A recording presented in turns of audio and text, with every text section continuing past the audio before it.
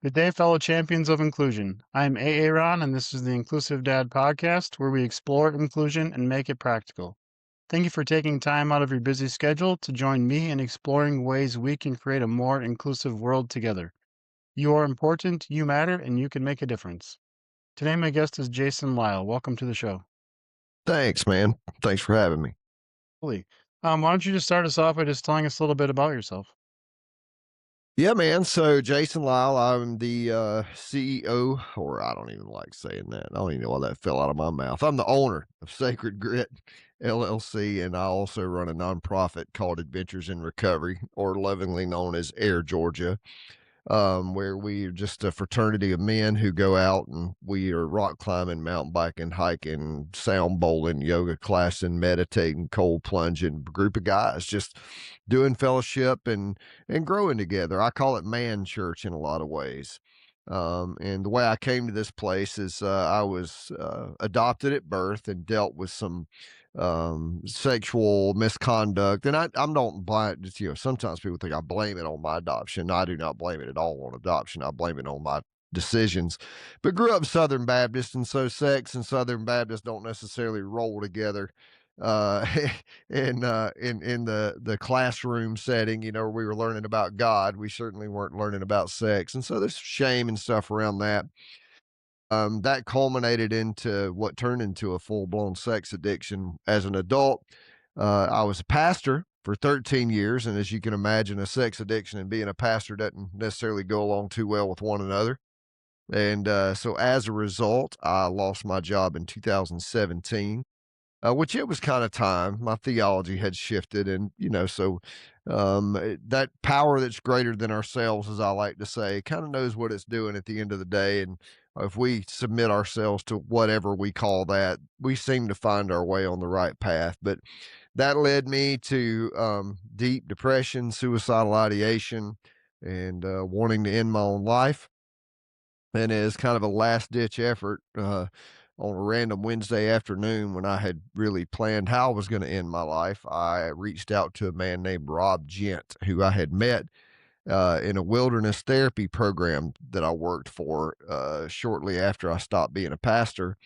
And Rob's turned me on to nervous system regulation and turned me on to the tools of cold water immersion and breath work, is what he introduced me to at the time, and it changed my life. It what I tell people all the time is it gave all this theoretical theology running around in my prefrontal cortex the opportunity to download into my body, and it gave me tools to be able to take all the things I had learned in therapy and church and recovery and all these different mediums and turn it into something that I lived, not just something that I believed. And so I started helping other men through the same process, and turns out it is a needed, wanted field of interest, from guys who are struggling with methamphetamine and heroin to men who are dealing with immense grief from losing children, the divorce, loss of job, depression, anxiety, anxious attachment, you name it, we deal with it. And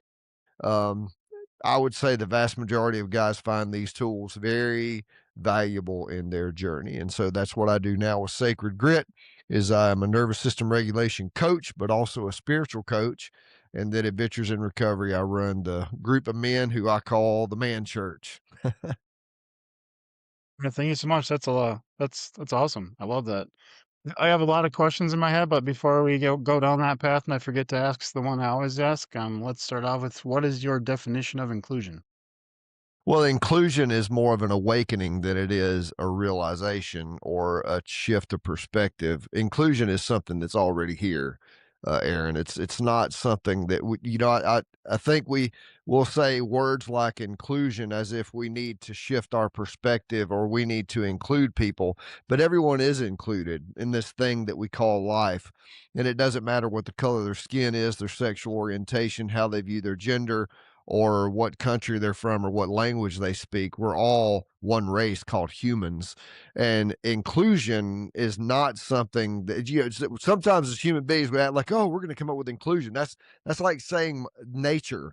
Like we are nature. There's not a nature and then a us. So inclusion is something that's already here. And when we realize that inclusion is actual reality, we stop fighting against it. We stop going the in and the out, the us and the them, and go, oh no, this is all of us together, and inclusion just happens naturally. And I think that's really what Jesus taught at the end of the day. If for those of us who, I don't necessarily call myself a mainline evangelical, but mainline Christian theology is how I see the world. I don't know that I could see it any other way. And so I think about the teachings of Jesus. That's exactly what he taught, is we're all one part, all together, all doing this together. And if one hurts, we all hurt. Yeah. Yeah, that's a great definition. I have love thy neighbor tattooed on my arm, so for me Nice. if we just loved our neighbor like Jesus wants us to, we'd have a whole different world. So Well, think about it sounds this so way. simple. Yeah, think about it this way too, though, man. Like when they asked Jesus, they asked him one simple question: "What is the greatest commandment?" And he could have said anything. Well, don't drink alcohol, don't have sex before marriage, don't whatever. So, but he doesn't. He said, "Oh, that's simple. Love the Lord your God with all your heart, soul, mind, and strength." And the second was just like it: love your neighbor. And we always leave this part out: as you love yourself. And so, if you turn that around, that thought process that Jesus gave us, what he was saying was, we will love our neighbor the way that we love ourselves, and we will love our God the way that we love our neighbor. So if we are not starting, and this is where I kind of put the pin in everything that I do, if we're not starting from a place of loving ourselves radically, that means being honest with ourselves, that means taking care of our mind, body, soul, that means doing the things that we know make us feel loved by ourselves. If we don't start from there, we don't have anything to take to our neighbor, right? So if you think about, Jesus uses the Samaritan as an example. The Samaritan's walking down the road and he sees, this guy over in the ditch, and he takes care of him, right? He doesn't necessarily say, oh, that's not one of my people, or, I'm in a hurry. He stops everything he's doing. Well, the only way he can do that is if he's secure in and of himself as who he is. He's not comparing himself to the guy in the ditch. He's not going, woo, boy, that sucks for you. Instead, he's going, you know what? This guy is a part of my race of human beings. Doesn't matter what color skin, what language, or any of that. I'm going to stop and help him. And not only am I going to help him, I'm going to see it all the way through. I'm going to put him on my donkey. I'm going to take him to the inn. And I'm going to tell the innkeeper, hey, take care of him, put it all on my bill, and I'll be back. That's an amazing way for us to look at life. But it all started, I believe, with this Samaritan being able to go, you know what? I am perfectly fine with who I am. And as human beings, if we start there, we don't have to compare ourselves to everybody else. We don't have to find the enemy so that we can be the good guy. We could just be who we are and let everything emanate from there. Yeah, I've heard that before, like what you just described, like we need to love ourselves first before we can do that. That's a very important piece. Like you said, like we don't talk about that part of it. Yeah, for sure. So yeah, I grew up Baptist, and the kind of Baptist where we couldn't do anything fun, so we couldn't go to movies, couldn't listen to rock and roll, couldn't drink, play cards, like none of that stuff. None of that stuff. And also the kind where like you have a 15-minute altar call at the end of service, and you know what I'm talking about. So when you talk about like the sex stuff too, I mean, we had the verses told to us like if you think about sinning, you're actually sinning, which for like a teenage boy is not good because I That's mean all you most teen think about. that's all you think about. So like then you're like, oh crap, I'm already sinning and I'm already going to so all those guilt things, which we talked a little bit about. I'm 40, will be 49 here shortly, and still some of that stuff. Some of those things I was taught way back then pop up. Like I have tattoos, and I think I've been in a church building for a service once or twice without having my arms covered up because that's still like, I mean, and I asked my dad, did they like come out and say we couldn't have tattoos? Is that something like where did I pick that up? Because it's down in there somewhere. So how do you, yeah, and also I grew up in a family where we didn't talk about stuff. So, I mean, if we had emotions, we just suck it up, don't talk about it, which, I mean, as well as I do that at some point it's going to come out. Like it Like an builds up to infection. Yeah. it builds up to a certain point and it just gonna blow up and it's not good. So I mean, I mean, are a lot of men you've come across kind of in a similar position, kind of similar stories where they've not been taught how to, handle emotions or work through them kind of thing? Yeah, man. So there's a lot to say to that, right? So the first thing that comes to mind is this idea of Southern Baptist, but mainline evangelical Christian theology, period. Think about it long enough. We were taught is it okay for me to swear on here? Okay. We were taught you were born a piece of shit. That's what we were taught. You're born a sinner. As a matter of fact, Mhm. not only were you born a sinner, even once you get saved, your righteousness is like filthy rags. So, Yeah. the best that you can do, your best behavior, your best piece of shit behavior is like a filthy rag before God. Well, if you think about how that sets us up culturally in that setting, it sets you up to go, well, I'm always going to be a piece of shit. May as well go ahead and have piece of shit actions, right? May as well go ahead and do all the things that they tell me not to do. Cause I mean, that just sounds like a lot of fun to drink and to do all the things, right? To have sex before marriage. So we've taught people that you are by default a terrible human being because Eve ate a piece of fruit. I mean, how the hell did they sell this to us? It is the craziest mind screw of the lifetime. I mean, it's wild because if you think about that, it's like, well, now I can just justify everything I do. So most men that I meet, most men that I work at with, they have driven down into them. Well, I'm just a piece of shit. And you know what I tell them? So well, then you're just a victim to your piece of shitness. And you're just being a victim and you're justifying your actions instead of going, no, I'm perfect. And every one of them, I'll say, tell me why you're not perfect right now. And they'll have some version of, well, you don't know the things I've done. Like, yeah, but that's the things you've done.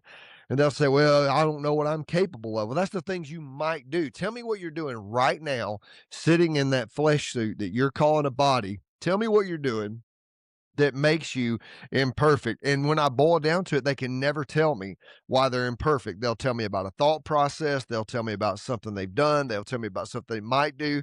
But they have this false notion that they are just a piece of shit. And so that is driving them toward having piece of shit behaviors. But when I can get them to turn the tide and go, well, wait a minute, maybe I can be responsible for my own life. Here's what begins to happen. We do the practices, which regulates the nervous system, gets the prefrontal cortex and communication with the body. This is all scientific, it's nervous system regulation. It is the buzzword right now. We get them to be able to take rational thought. Well, maybe I'm not a piece of shit. Put it into their body and go, oh, okay, that feels pretty good, actually. And they can start making decisions, man, that are loving back toward themselves. And when they start making decisions that are loving back toward themselves, now they start building a life for themselves where they go, God, I feel good about myself. And when they start to feel good about themselves, they start treating other people with honor, dignity, and respect because they don't need their wife to be everything for them. They don't need their employer to be everything for them. They don't need their friends to be everything for them. They are everything for themselves. They find peace inside of their own heart. And once they do that, man, they have something to take to the world. That's why we call it sacred grit, because it is a holy ability to be able to bear down inside myself and not white knuckle things, like I'm going to be a good man, damn it. It's not it at all. It's about having, because that's easy compared to going, no, I am removing all excuses from myself to be the person I've been, and I'm going to take responsibility for my life. And the word responsibility literally means the ability to respond. I'm creating my inside of myself the capacity to respond to the world around me in a manner that is in line with loving myself and loving other people. Yeah, that's great.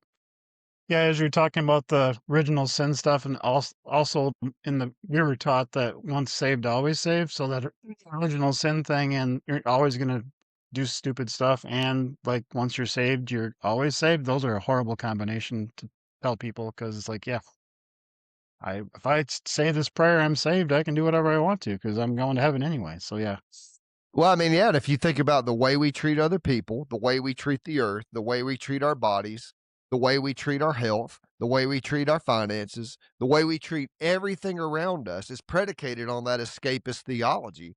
One bright morning when this life is over, I'll fly away. Well, what about this life you have right now? I mean, what if there isn't anything? Everyone's, well, I'm certain when I die, I go to heaven. Are you really? Because I don't know. Maybe I do, maybe I do not. But here's one thing I do know is that where I am living right now in this moment, I can choose to be happy, healthy, and whole, or I can choose to be miserable, unhealthy, and fragmented. And I would much rather choose to be happy, healthy, and whole and live in this space right here, right now, surrounded by beauty and presence and all these wonderful things than I would to hopefully one day live in some imaginary place where we sing songs all day to some narcissistic God who needs us to worship him all the time. That sounds like hell to me. I want to live fully right now. And if I can live fully right now, well, now I can treat other people. I can treat my own body. I can treat my environment, my planet, my neighbor, because I'll see them not as just something for me to step on to make myself feel better today so I can tolerate this world till I get to heaven, but I see them as co-laborers in the peace and the joy and happiness that we can all find. It's not something to be used, it's someone to be embraced. It's something to be loved and cherished. Does that make sense? Yeah, for sure. And I mean, part of what I think I told you is a little bit. I've been working in some DBT groups this last 6 months, so getting into like mindfulness, some breath stuff, and different things like that. And which I again kind of goes against some of that stuff. I feel goes against what I was taught in like being a Baptist. Is like that's kind of the woo-woo stuff. Like it's out there. Like this is the one way to do it, and that's kind of the not good ways. I think it was taught to me that way on purpose, but then also I just read a book by Kent Nurburn. He's a Minnesota author about some Native American stuff and just like their whole how like the Mother Earth. I mean, I've heard the term Mother Earth before, just didn't realize like the depth of it. But yet, like you just talked about, like I mean, we're part of the Earth. We should be taking care of it, and how we just suck all the resources out. Now in Minnesota, and probably down there too, they're putting up data centers which suck tons of water, and it's like, okay, there's only so much water, so like, why aren't we thinking about what's going to happen when have no water? And it's just all this short term stuff. So I mean, I feel like it's all coalescing to me, like what you're describing. It's just I still got to get kind of over like I feel like some anger of all this. I feel like we've just been taught so much BS our whole life, which is not true. And now it's like, man, they got us all hoodwinked. We're doing all this stuff that makes no sense when you think about it, but it's just yeah, it's interesting. Well, and it's cultural too. It's Yeah, it's turned into cultural. a mess culturally. You know, Right. it's created a us versus them mentality. And so we can attack, belittle, we can throw out of the country, we can do all things in the name of we're right and you're wrong. When in reality, what we're doing when we do those things, we're hurting ourselves. There is no separation between us and the other. It doesn't matter if they live in Iran or they live in Mexico or they live in Atlanta or they live in Minnesota. We're all doing this. If I do something that hurts Aaron, I'm not only doing something that hurts Aaron, I'm doing something that hurts me. I worked for years in Uganda and creating systems of sustainable economic growth in little communities there in the country of Uganda. Did my master's degree in international community development at Oxford. And here's the thing about that. The way that we would sell our programs to people in America was if we make their economy stronger, we make the whole economy stronger. A global economy makes sense. So for every dollar that you help someone else on the other side of the world, you're just helping yourself. You're making an investment back into humanity. But that payback, that ROI is so vague. I mean, we don't get to look at it on a spreadsheet, right? And go, "Ooh, look, I made 11%." But what does happen is all of those, and I'm using this example on purpose, all of those financial investments ripple back to us. And it's the same thing with love. It's the same thing with peace. It's the same thing with generosity, with being able to go every time I invest goodness into the world. It's the law of karma, or Jesus called it reaping and sowing. It is coming back to me every single time. How I act is going to determine what comes back to me. So, yeah, man, I think that we live in churches in particular, and I don't think churches did this on purpose, right? It's not like they set out to go, I'm going to brainwash all these 70s kids and turn them into these narcissistic, psychotic, I don't think that's what happened, but I do think that, and I was a pastor 13 years, I can tell you that once the belief system itself becomes the vehicle by which you make your living, you have no other option to be but to be a slave to the belief system. So it's not that you're necessarily teaching people things that will hurt them, to be mean. You're teaching things that will hurt them because you need a paycheck. And when we stop here, I have no problem with churches if they would just say, hey, look, this is what we believe. And if you want to come here and pay $50 at the door to come in and hear our preacher preach and hear our choir sing, if you line up with these beliefs, come on, $50 at the door, buy yourself a ticket. But this horse shit of take 10% of your income, give it to the institution that doesn't pay any freaking taxes, not a damn dime of taxes. And, we got a pastor who has a private plane and a Mercedes, and don't forget he has hookers in every city of the country, but it's not his fault either. We superstar that guy based off his performance. We have got to turn spirituality back into an internal personal thing. We may have teachers. That's what I am. We have those. We should pay those teachers. We should pay them for their time. We should pay them for their knowledge, and we should pay them for their teaching. But we should not just hand them our entire lives. That's how we make corrupted men. We just start going, here, just take it all. Next thing you know, they're sleeping with your wife because they told you God told them to, and having children with your wife that you're going to raise. I mean, it's cults. But we do have a spiritual life inside of us that we are the captain of. And we do need guides, but those guides are not God. In the yogic tradition, it's why I love it so much, and you would probably enjoy it too. It ties in squarely to a lot of the theology we were raised with. But in the yogic tradition, it says our student is our teacher. There is no master. There are just students. And so when you're sitting with a student, you're learning from your teacher and vice versa. It's this empowering or co-powering relationship versus having, the one guy who has all the knowledge up there with the one book that holds it all. And that's just control and power. Yeah, for sure. You thought that was the yoga stuff? Is that what you said? Yoga? Yeah, Okay, yeah, yogic philosophy, especially BKS Iyengar is another really good one. He wrote a book called Light on Yoga. And really, it's about yoga poses, but the introduction is kind of his theology, if you will, and it's pretty eye-opening. Stephen Cope also wrote a lot of books on yoga, which is really ties it in pretty nicely as well. cool. Do you want to maybe talk? You said you do like cold plunges and stuff. Do you want to maybe talk about a few like tools people can use for like nervous system regulation or talk about that a little bit? Yeah, man. So here's the thing that happened to me.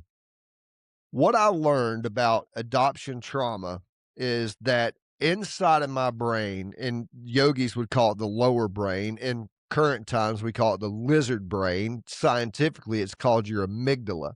It's the first thing that forms in your brain, sits at the very top of your brain stem. Now, that amygdala is in charge of keeping you alive. That's what it does. It is in charge of your autonomic nervous system, your heartbeat, your breathing, your eyes blinking, all those things. And you can wire behaviors into your autonomic nervous system. Think about tying your shoe.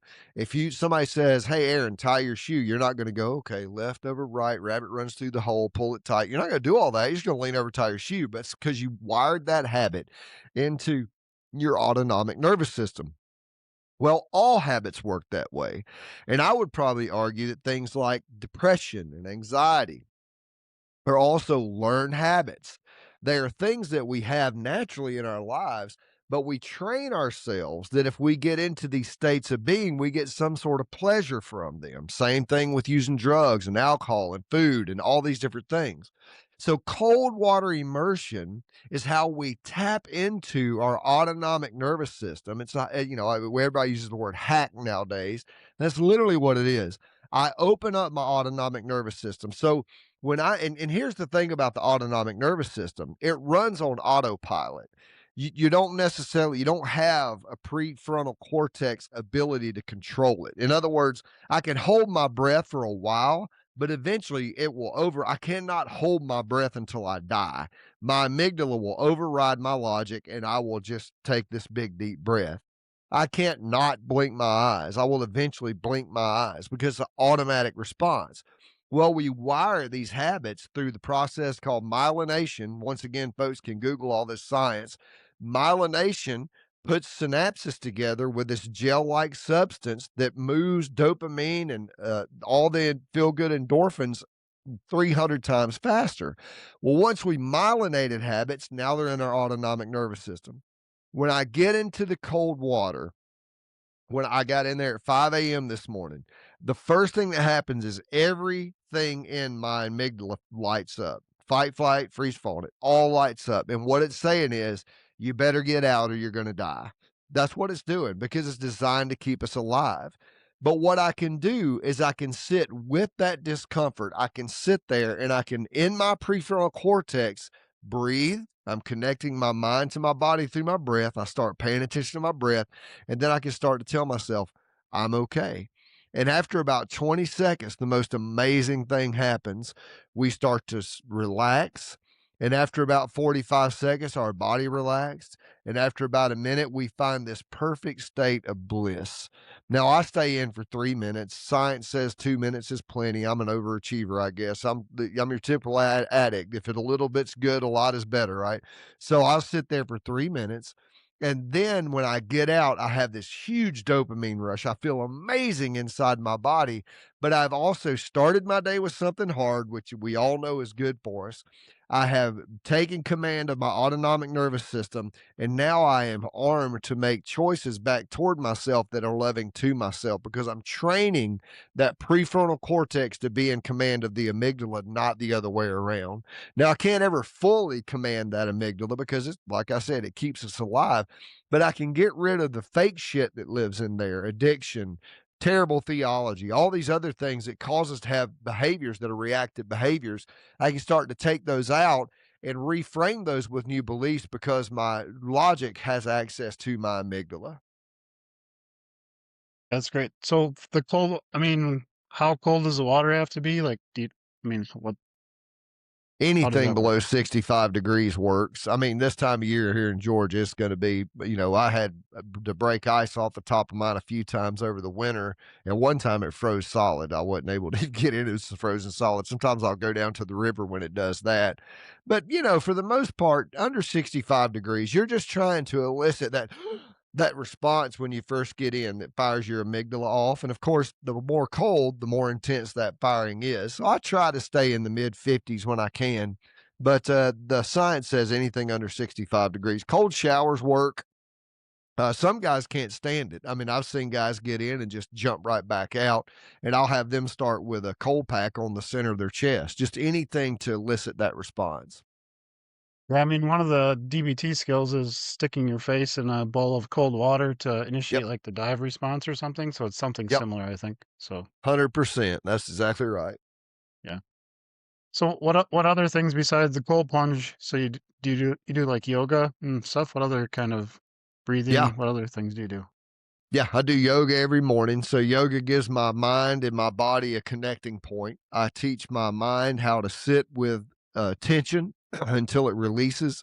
So I'm having this conversation with my body. If I'm in a forward fold, I'm feeling my low back and my hamstrings tighten up, and I'll go, oh, well, maybe I could just release that a little bit, and I can feel myself fold a little further. So I'm giving my mind and body this connection, and I'm also taking care of this flesh suit. This temple is what the Bible called it, and what yogis call it. So I'm taking care of the temple. I'm eating a good diet. It's all part of yoga. Breath work, I use the Wim Hof method, which he just rebranded a type of breath called Tumo breathing, where I take 30 deep breaths, as deep as I can take them, as fast as I can take them. I take 30 of them. And when I let that last breath out, I hold. And in the beginning, I have this deep sense of calm. But then eventually, my amygdala, there it is again, starts going, hey, man, we need to breathe. But I can take my prefrontal cortex and go, I just took 30 deep breaths. I have plenty of oxygen. I don't have to breathe just yet.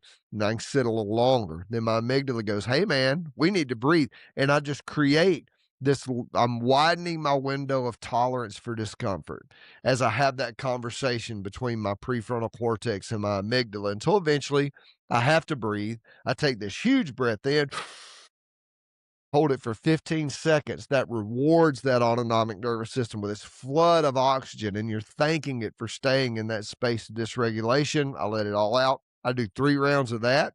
And then lastly, I meditate for 15 minutes. Meditation to me is all about what Jesus would have called being born again.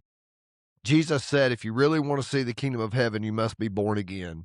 Well, he never talked about walking down the aisle, taking anybody by the hand and praying any prayers. He never even talked about being baptized. What he did say is you must have the faith of a child. He did say you must be born again. Well, being born again means that I step into each moment as if I have never seen it before, because that's what a baby does. When a baby experiences life, and it's that life that it experienced is starting to frame its prefrontal cortex. It doesn't even have a lens by which it views the world. So meditation teaches me how to let things come to me, but then let them go and come back to my breath, the theos pneumos, the breath of God. That is what oxygen is. And I mean, we learned this in yogic tradition. It's called the prana, the life energy that moves through all of us, that holds all things together, it connects us to nature. I come back to that breath and I'm new every single second. And when I start to believe that, I can, along with what I think it was either Apostle Paul or Peter said, I think it's Paul, take every thought captive and make it obedient. Because meditation is teaching me how to sit with myself, my truest form of myself, to see my thoughts, but not become my thoughts. And I can let those go. And so I get this new identity, and Christians would say in Christ Jesus, but in mainline evangelical theology, Christ is not Jesus's last name. Christ is this universal energy that holds everything together. And a great book to read on that for anybody who's interested is The Cosmic Christ by Richard Rohr, a Franciscan monk. So you could maybe drop that in the show notes for folks. It's a beautiful book to read that explains that Christ is not Jesus's last name. It is a universal sacrificial energy that holds everything together, all things together. Well, you're giving me a lot of stuff to think about. I like it. I like it. Well, good. So that would be a good book for people. So if somebody is kind of just first time they've heard you and they like, hey, I want to get to know, hear some more about him, or like, what are the first steps? I mean, do you have like certain books or certain things you recommend they start with first, or what do you Yeah, what do you man, do the for? best place to start. I am one of very few people that are doing what I do, which is nervous system regulation coaching. There's not many guys out there. There's no one that I know of that's doing it the way that I'm doing it. So the first thing I would do is just go to thesacredgrit.com and go on there and just book a consultation call. I don't charge anything for that initial consultation call. I will help them any way I can. They can go to the Sacred Grit podcast, which is on all podcast platforms, and all this stuff is on there. I do 2 podcasts a week where I talk about giving men tools to take back control of their inner life. They can use all that. I have a book coming out here in probably about another month or so. It's kind of a memoir of my journey, how I got here and how it all that came about. I'm writing one right now called Taming the Beast, which is about nervous system regulation for men. And I'm also about to release a course, which will be a 6 unit course on basic nervous system regulation. So right now, man, they just get a hold of me. I mean, I do charge for coaching, but not that initial call. I spend as much as 2 hours on the phone with guys trying to help them get their initial practice down, because once you get the practice down, you also have to start renegotiating with your brain. You have to start looking at, okay, how am I looking at reality? So there's a lot more to it, but basic nervous system regulation can begin just with going to thesacredgrit.com and booking a call. Awesome. Thank you so much. Yeah, Yeah, I man. mean, I mean, I've probably started down the path of some nervous system regulation, but it's interesting. Just a couple of months with doing some DBT skills, all of a sudden emotion pops up. I'm like, okay, where did that come from? Like, Yeah. how did it get there? Yeah. That doesn't. I mean, I don't know. It just it's just interesting how you start like noticing things, or like, wow, I'm getting anxious, or I'm getting angry. Like, why am I even angry? Like, what happened that that got me here? Yeah. It's kind of interesting. Well, it's all about turning the volume down, right? Right. So Yep. you can actually hear it. It's not just screaming at you. You turn it down, and it's slowing the stream of consciousness down. So if I could turn the volume down on my dysregulation and slow the stream of consciousness down, I can go, what is that? And I can Right. get curious.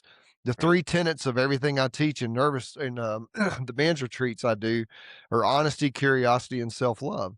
Honest about where I am, curious about what I can do right now, and love myself enough to do it. And once I use nervous system regulation to turn down the volume and slow the stream of consciousness, I can actually see my thoughts and I can go, what is that? I can get curious around it and I can make different decisions. Dude, it is so freaking simple. It blows Yes. my mind how simple it is, and it doesn't have to be complicated. Sometimes people hear, amygdala and prefrontal cortex and dopamine and cortisol and myelination. All that shit don't mean anything. At the end of the day, all it means is turn the volume down, slow the stream down, grab the thought and go, I'm not going to do that in this moment. Can't tell you about the next moment. Might do that shit again in 5 minutes, but at least I chose this time not to, and it's not 5 minutes yet.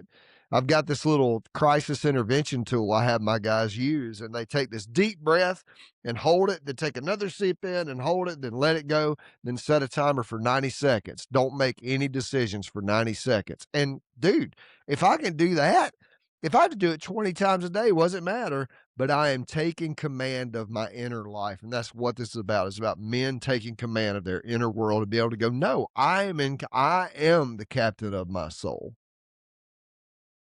Yeah, which as you say it out loud, it seems so simple, but it's so important because I feel like maybe through church or something else, I was kind of taught that, it's not in, I mean, I don't have the control, it's somewhere else. And yeah, just Yeah. realizing it is in us and that we do have the control. I tell people all the time, I was raised in a church where I was taught God is sovereign over my life. Now, dude, that may be true, that may not be true, but here is one truth that I can give any man or woman listening to this right now. The most sovereign thing in your life is your next decision, because I promise you, without a shadow of a doubt, your next decision is what is painting your future outcome. Maybe God is somewhere telling you what to do. I don't know. I can't tell you. I've never seen Grandpa God sitting on a throne. But here's what I do know. If I do stupid shit, my life turns into a culmination of stupid shit. If I do smart shit, my life turns into a culmination of smart shit. So, regardless of what we believe about God, I think we can all agree that the culmination of our decisions is what creates our life. So, if I can be in command of my decision, and maybe that is God, but let me ask you, if it is God, then should I not spend time communing with that God? And I don't know that communing with that God means telling that God what I think it should do for me. For God's sake, if Mm. there is such a thing as a God that is bigger than all of us, I can't tell it shit. But what I can do is to sit still in meditation with a regulated nervous system, with my mind, my body, and my soul in balance, and allow whatever that is to speak to me in a place that is not in my prefrontal cortex, it's not in my ears, it's not in any of my senses. It's in a place that is felt. Now we're starting to learn more and more about the vagus nerve. We're starting to learn more and more about what it means to feel an emotion, because that, I believe, is where God is, not in some strange abstract place, but it's in a feeling that we get it. When people say, well, I feel it in the pit of my stomach. Yeah, you're exactly right. That's where you feel it. If we learn how to hear in that place, then our decisions start to change. Yeah, that's great. I was reading a little bit about the Air Georgia stuff or like your retreats. Do you want to maybe talk about what Air Georgia is, what you guys do, and like a little bit about your retreats that you go on, what they entail and stuff? Yeah, man. So there's two expressions of what I do. So sacred grit, and that's what I've talked about so far is thesacredgrit.com. That's men's retreats, coaching, and the podcast. And then there's about to be a course. Air Georgia, or Adventures in Recovery, which you can find at recoveryadventures.org, um, is all about a free group for men to gather once a month. We do 2 Zoom meetings a month. Those are not in person. We do one in-person meeting per month, which is usually that we went rock climbing on Saturday. So coming up in March, we have a 3-day, 2-night hiking trip. We call that a bring a buddy hiking trip, completely free. We supply all the gear, we supply all the meals, we supply everything. All they have to do is show up with their clothes, and we go out into the woods for 3 days, 2 nights. We don't hike far. It's an easy hike. But what we're doing is getting men separated from their everyday life, separated from their phones, separated from technology, getting them out into the wild around a campfire. And then we teach these very basic tools of yoga, breathwork, meditation, cold water immersion. And we have some deep conversations. All that is free. And once they do that, they come into the community. We have an app that is like a social media app. We have threads. They can talk through those threads. And so they're creating this community where they're supported.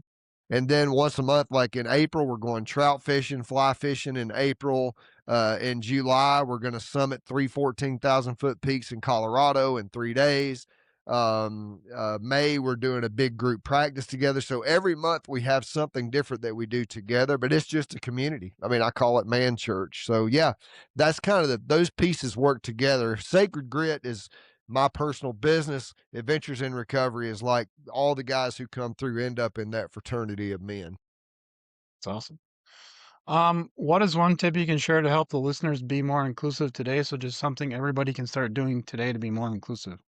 Wake up this morning and do one thing that makes you love yourself radically. Doesn't matter what it is. Hot cup of coffee on the back porch, time with your journal, reading your Bible, saying a prayer, meditating, getting in a cold plunge, taking a walk with your dog, whatever that may be, making up your bed. It could be one of 9 million things, but the key to us all becoming more inclusive is feeling better about who we are in this world. So if I could give your listeners one thing, that would be it. Just wake up, put your feet on the floor and do one thing, very first thing that makes you feel good about yourself, that makes you feel loved by yourself, and we will change the world together. Awesome. Thank you. Ready for the last question? Yeah, man. You like spam lunch meat? Yes or no? No, That was fast. I'm a vegetarian. That'll do it. I live in southern Minnesota near Austin where they make spam and where the spam museum is located. So I've been asking everybody just to see the reaction. And it's always like that. It's either a fast yes or a fast no. There's not usually wishy washy. I grew up on it now. Fried Spam sandwiches with mustard on them was a staple of my life, and I would not say that I would kick it out of my bed were I given the opportunity to eat some if I were hungry enough, but it is definitely not my day-to-day go-to. Yeah, there you go. Awesome. Well, thank you so much for being on the show today. Yeah, man. Thank you for having me, brother. To those listening, thank you for allowing me to be part of your journey. It is truly an honor. Please join the podcast newsletter by clicking on the link in the episode description to keep up with the latest episodes. Together, we can make the world more inclusive. Until next time, stay empowered and be a champion for inclusion.